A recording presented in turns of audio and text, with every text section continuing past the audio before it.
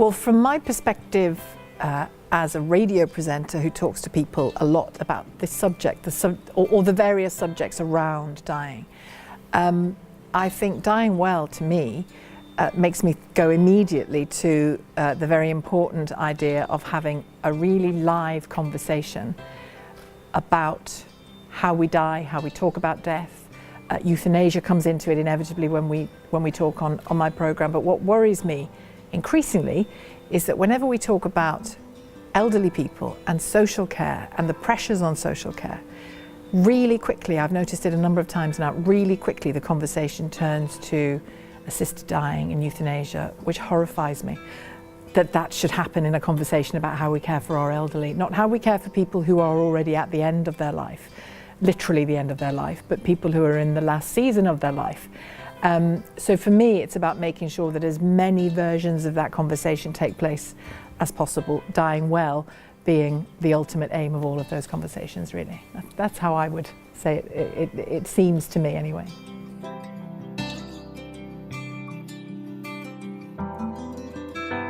Yes, I have twice. My dad, first of all, he had cancer, and from diagnosis to death was about 9 months, under a year basically. And I'm from a large family, so we all cared for him, and of course the NHS cared for him as well. But in those last few weeks, when it's incredibly stressful for everybody, not least the person who's dying, because you don't know when. You know it's there, you know it's coming, it will make its presence felt soon enough, but you have to still live. So that was my experience with my father. And I would say he had a good death. I would say he did die well. He was in a hospice, and he was very tenderly cared for in that hospice, very respectfully cared for in the hospice, and we had very easy access all of the time. They also, which I thought was a lovely thing, he was a smoker, and they put him in a room with a smoker and they allowed them to smoke. And you know, if you go to a hospital, clearly that's not going to be happening. You won't see patients having a fag in bed. But you did in this hospice because I think their thinking was, our job is to let these people live until they die. And it might seem counterintuitive to say let them smoke, but they did. And I'm not sure whether they still do. Maybe things have changed since then. But it's inevitably a very, very hard experience to go through. But I know from my own experience that all of those hard edges are softened by the help that you get from the people who love you, who love the person who's dying, and the help you get from professionals as well. So all of those edges were softened. And with my dad, in my dad's case, from a spiritual perspective, in the kind of final hour of his life, when he was clearly dying, we were all with him, my mum especially, obviously, and all of my siblings and in-laws, as in spouses, were there as well, but most anyway.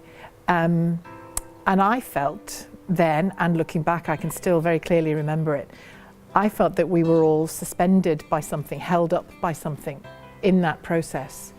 I mean, the detail of it is too personal to share really, but I feel, but it was an extraordinarily a sort of hallowed space, it felt to me at the time, and looking back on it as well, that I just felt that we were somehow in the midst of this awful, shocking moment. It was my first close-up experience of losing somebody I love, of somebody dying in front of me, that I did feel supported by something in the midst of it all. So that was my dad's death, and an aunt who I was very close to. She lived just up the road from here, in fact, and I'm named after her, Sheila. She was brilliant in life, and she was brilliant in death. When she died, she was brilliant. Bright pink nails, bright pink toenails, perfectly dyed hair, which is more than I can say at the moment, but anyway, which she'd tell me off for. But she was full of beans and full of life, and even from when I was a little girl, she and I were buddies, you know, we were good mates. And I was very sad she was ill, but I was very happy that in the end of that last year of her life, she didn't have children, so I was a kind of quasi-daughter figure really, and happily so. And she made caring for her very easy, because I remember the day she came out from a consultation with her doctors, having been told, no more chemo, that's the end of treatment, essentially. She said, you're going to have to pardon my language, she said, she told me, and then I said, what do you want me to do? Do you want me to drive you home? Or, because I'd gone along to take her home. And she said, no, let's go to Harrods. Let's go to Harrods. And then and we often did go to Harrods, which was she loved her clothes, go to Harrods and have lunch, stroke the clothes, stroke the expensive clothes we couldn't afford. And then she said, no, let's go to Osborne and Little, she said, on the King's Road, and buy some fucking expensive wallpaper. Sorry everyone for the language, but that is what she said. And we howled with laughter because she did need some new wallpaper. But I just thought that was it was a great example of living despite that message, you know. And then when her death came, it was a kind of overnight vigil, and different to my father's actually for a number of reasons. But yeah, I was with her then as well. And you come away from those experiences, I think, very different.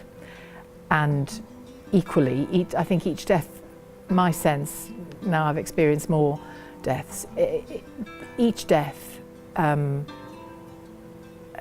almost makes your understanding of death different, because each person's approach to it, each person's experience of it is different. And I've learned, I think, my attitude to death and my sense of it and my sense of my own response to it is changing each time I lose someone, really. So those would be my personal reflections on it.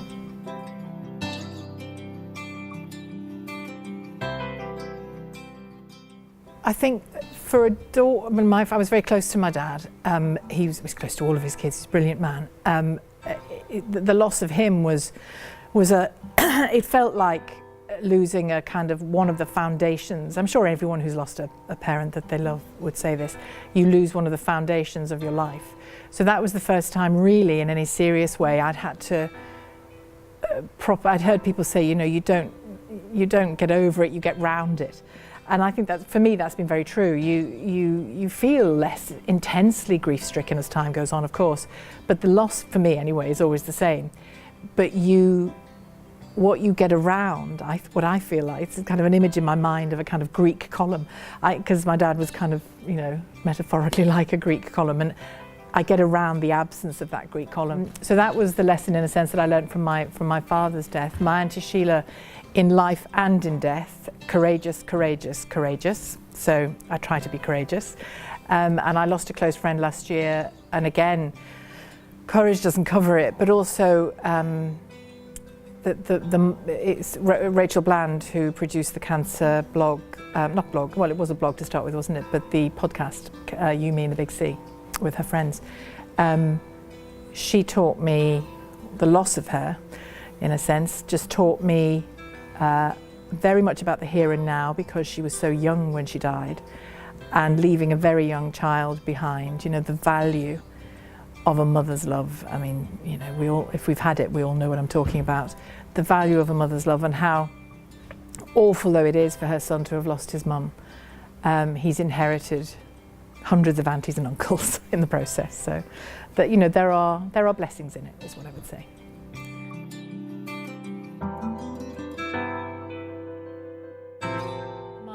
I remember them all lots. I remember them both lots and lots of different ways. Sometimes randomly they pop into my head, other reasons crop up. But in terms of formal remembrance, with my dad, every year on his birthday, on or around his birthday, and on or around the anniversary of his death, I'm from a very big family, so some or all of us go to Ireland where his ashes are interred. We go there and we will probably go to Mass together, and we'll go to the grave a number of times, and then in between both of those things we'll go to lots of nice Irish pubs and get drunk and talk about him. That's Dad.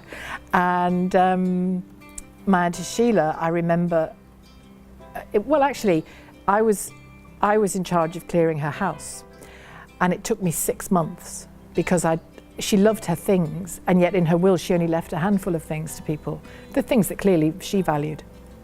But she had a beautiful house. So I took my time in giving everybody who had any genuine connection to her, or inviting everybody who had a genuine connection to her, to come and take something.